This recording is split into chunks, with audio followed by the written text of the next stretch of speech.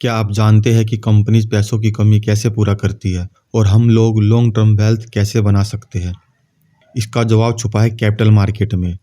तो नमस्कार दोस्तों, आज हम आसान भाषा में समझेंगे कि कैपिटल मार्केट क्या होती है, क्यों इम्पोर्टेंट है और इसके मेन पार्ट्स कौन कौन से हैं। तो चलिए शुरू करते हैं। कैपिटल मार्केट एक ऐसा वित्तीय बाजार है जहां कंपनियों और सरकारें अपनी लंबी अवधि के प्रोजेक्ट्स के लिए फंड रेज करती है। अब फंड रेज क्यों किया जाता है? कंपनियां अपने एक्सपेंशन के लिए, जिसमें न्यू प्रोजेक्ट, प्रोडक्ट, सर्विस या फिर कई बार किसी दूसरी कंपनी को एक्वायर करना भी शामिल होता है, और कई बार अपने पुराने कर्ज को निपटाने के लिए भी करती है। और सरकारों को न्यू प्रोजेक्ट के लिए, जिससे इकोनॉमी को सपोर्ट दिया जा सके, जिसमें रोड, रेलवे, ब्रिज और अन्य इंफ्रास्ट्रक्चर शामिल है, या फिर विभिन्न परियोजनाओं के लिए भी करती है। कैपिटल मार्केट को मेनली दो भागों में बांटा जाता है, प्राइमरी मार्केट और सेकेंडरी मार्केट। इन्हीं दोनों में शेयर मार्केट और बॉन्ड मार्केट दोनों आ जाते हैं। प्राइमरी मार्केट, जहां कंपनीज और गवर्नमेंट लंबी अवधि के लिए पहली बार बिल्कुल नई सिक्योरिटीज जैसे शेयर, बॉन्ड जारी करती है, जहां पर इन्वेस्टर्स सीधे तौर पर इशूअर से शेयर और बॉन्ड खरीदते हैं, ना कि किसी और इन्वेस्टर से। इशूअर यानी जारीकर्ता, शेयर और बॉन्ड को इशू करने वाले को कहा जाता है। अब जारी करने के भी कई सारे तरीके होते हैं, तो अब एक एक करके इन सभी के बारे में जानते हैं। इनमें सबसे फेमस, सबसे ज़्यादा यूज होने वाला तरीका है IPO यानी इनिशियल पब्लिक ऑफरिंग।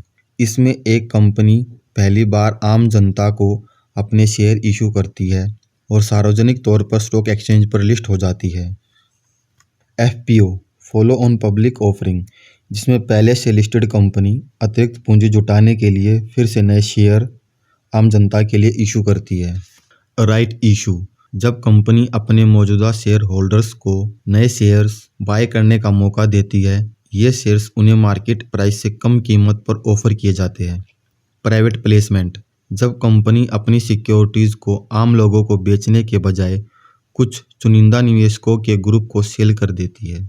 प्रीफरेंशियल अलॉटमेंट, इसमें शेयर्स कुछ खास चुने हुए इन्वेस्टर को स्पेशल डिस्काउंट कीमत पर दिए जाते हैं जो आम लोगों को नहीं मिल सकते। NFO, वह शुरुआती समय होता है जब म्यूचुअल फंड अपनी न्यू स्कीम लॉन्च करता है और इन्वेस्टर इसे फिक्स प्राइस पर बाय कर सकते हैं, जो आमतौर पर 10 रुपये होती है। NFO क्लोज होने के बाद इसकी कीमत NAV यानी नेट एसेट वैल्यू के आधार पर बदलती रहती है। बॉन्ड इशू, जब सरकारें और कंपनी पूंजी जुटाने के लिए बॉन्ड इशू करती है, यानी डेट मतलब कर्ज, जिन पर इन्वेस्टर को इंटरेस्ट मिलता है। QIB क्वालिफाइड इंस्टीट्यूशनल बायर, जिसमें एक listed company qualified institutional buyer को, जैसे म्यूचुअल फंड या पब्लिक फाइनेंशियल इंस्टीट्यूशंस, एक सिंपल प्रोसेस के तहत सिक्योरिटीज सेल करती है।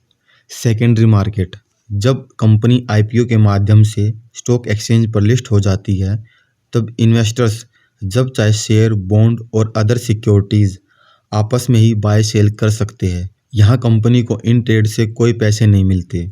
सेकेंडरी मार्केट में प्राइस डिमांड और सप्लाई के आधार पर बदलता रहता है। SEBI यानी securities exchange board of India, Bharat में कैपिटल मार्केट का रेगुलेटर है, जो यह सुनिश्चित करता है कि मार्केट में सब रूल्स के हिसाब से हो रहा है या फिर नहीं, जिसमें रिटेल निवेशकों की सुरक्षा करना, मार्केट पार्टिसिपेंट्स को रेगुलेट करना शामिल है। जब भी कोई इन्वेस्टर सिक्योरिटीज़ को एक्सचेंज यानी बाय सेल करता है, तो ये सभी लेन देन स्टॉक एक्सचेंज पर होते हैं। और भारत में प्रमुख 2 स्टॉक एक्सचेंज है, NSE national stock exchange, BSE Bombay stock exchange.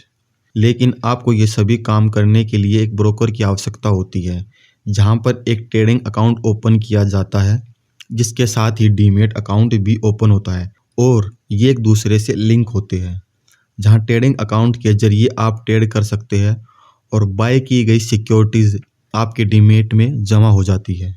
तो इसी के साथ आज इस वीडियो को यहीं समाप्त करते हैं। अगर कोई भी पॉइंट या टॉपिक आपको समझ नहीं आया हो तो आप कमेंट करके हमें बता सकते हैं। आई होप आपको ये वीडियो पसंद आया होगा, तो वीडियो को लाइक करें, शेयर करें और कमेंट करें, और चैनल को सब्सक्राइब करें। धन्यवाद।